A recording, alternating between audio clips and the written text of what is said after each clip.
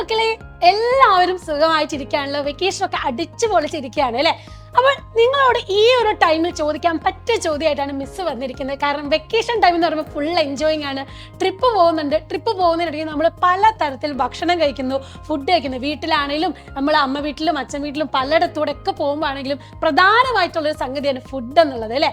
അപ്പോൾ മിസ്സിനാണെങ്കിലും ഫുഡ് എന്ന് പറയുമ്പോൾ നമുക്ക് വലിയൊരു ക്രേവിംഗ് ആണ്. എന്നാൽ ഞാൻ ചോദിക്കട്ടെ, എന്തിനാണ് ഈ ഫുഡ് കഴിക്കുന്നത്? നമുക്ക് എന്തിനാ ഈ ഭക്ഷണം എന്ന് പറയുന്നത്?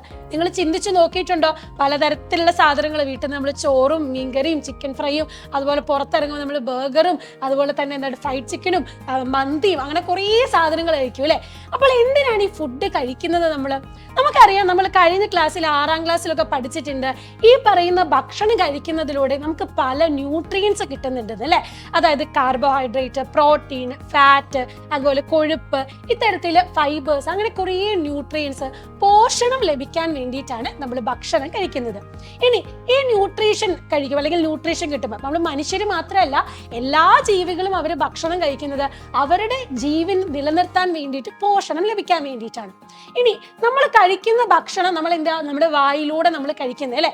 വായിലൂടെ നമ്മൾ ചവച്ചരച്ച് നമ്മുടെ പല്ലൊക്കെ ഉപയോഗിച്ച് നമ്മൾ നല്ലോണം ചവച്ചരച്ച് ഭക്ഷണം കഴിക്കും. അത് കഴിഞ്ഞ് നമ്മുടെ അന്നനാളത്തിലൂടെ പോയി നമ്മുടെ ശരീരത്തിനുള്ളിൽ എത്തിക്കഴിഞ്ഞ് ഇതിനെ എന്ത് ചെയ്യുന്നു? ബ്രേക്ക് ഡൗൺ ചെയ്യുന്നുണ്ട്. അതായത് വലിയ രൂപത്തിലിരിക്കുന്ന ഭക്ഷണമാണ് നമ്മൾ കഴിക്കുന്നത്. അതിനെ വളരെ മൈക്രോസ്കോപ്പിലൂടെ കാണാൻ പാകത്തിനുള്ള ചെറിയ ചെറിയ മോളിക്യൂളായിട്ട് നമ്മൾ എന്ത് ചെയ്യാണ്? ചെറിയ ചെറിയ കണികകളാക്കി മാറ്റാണ്. അങ്ങനെ വലിയ കണികകൾ ബ്രേക്ക് ഡൗൺ ചെയ്ത് അല്ലെങ്കിൽ ഇങ്ങനെ പൊട്ടിച്ച് ചെറിയ കണികകളാക്കി മാറ്റുന്നതിനെയാണ് നമ്മൾ ഡൈജഷൻ അല്ലെങ്കിൽ ദഹനം എന്ന് പറയുന്നത്. ഇങ്ങനെ വലുതിനെ ചെറുതാക്കി അതായത് കാർബോഹൈഡ്രേറ്റിനെ ചെറിയ ചെറിയ ഷുഗർ ഫോം ആക്കുന്നു, പ്രോട്ടീൻ ഇങ്ങനെ ബ്രേക്ക് ഡൗൺ ചെയ്ത് ചെറിയ ചെറിയ ഫോമുകളിലേക്കാക്കി അത് എളുപ്പത്തിൽ നമുക്ക് എന്ത് ചെയ്യാം? നമ്മുടെ ശരീരത്തിലേക്ക്, രക്തത്തിലേക്ക് എടുക്കാനും രക്തം വഴി നമ്മുടെ കോശങ്ങളിലേക്ക് എത്തി നമ്മുടെ ഊർജ്ജം ഉൽപ്പാദിപ്പിക്കാനും നമ്മളെ സഹായിക്കുന്നു. അപ്പൊ ഈ ഒരു കാര്യത്തിന് വേണ്ടിയിട്ടാണ് നമ്മൾ ഭക്ഷണം കഴിക്കുന്നത്. ഇവിടെ മറ്റൊരു കാര്യം കൂടെ ശ്രദ്ധിക്കണം. പോഷണം ലഭിക്കാനാണ് നമ്മൾ ഭക്ഷണം കഴിക്കുന്നത്, അല്ലാതെ എന്താണ് നമ്മുടെ ടേസ്റ്റിന് വേണ്ടിയിട്ടല്ല.